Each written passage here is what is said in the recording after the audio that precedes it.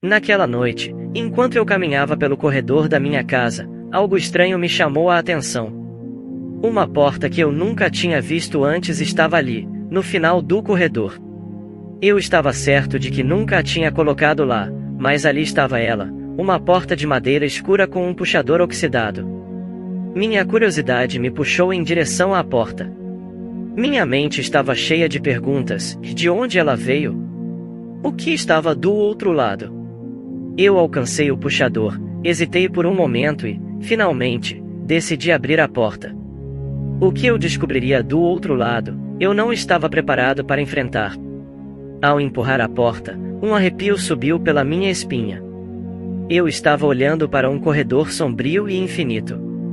Minha respiração ficou presa na garganta enquanto meu coração batia acelerado.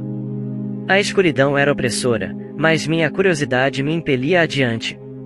Pisei com cuidado no corredor e a porta se fechou atrás de mim, emitindo um rangido sinistro. Minha respiração estava pesada, cada passo ecoando no vazio. As paredes pareciam se contorcer à medida que eu avançava, como se o próprio corredor estivesse vivo. Pensei em voltar, mas a porta estava agora atrás de mim, uma presença imponente que eu não podia ignorar.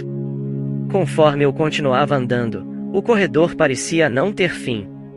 Minutos se transformaram em horas, e o tempo parecia estar distorcido. Minha mente estava confusa, e eu me sentia como se estivesse perdendo a noção da realidade. O ar estava ficando mais pesado, minha respiração ficando ofegante, e uma sensação de pânico estava tomando conta de mim. De repente, uma luz fraca apareceu no final do corredor. Minha esperança se renovou à medida que me aproximava dela. A luz emanava de uma outra porta, semelhante àquela pela qual entrei. A abri com cuidado, esperando encontrar um alívio da escuridão opressora. No entanto, o que eu encontrei do outro lado era algo que me deixou ainda mais atordoado. Era uma réplica exata do corredor pelo qual eu tinha passado. O mesmo corredor sombrio e interminável estendia-se diante de mim, como se eu nunca tivesse saído do lugar. Minha mente estava girando, tentando entender o que estava acontecendo. Comecei a correr, desesperado para escapar daquele ciclo interminável.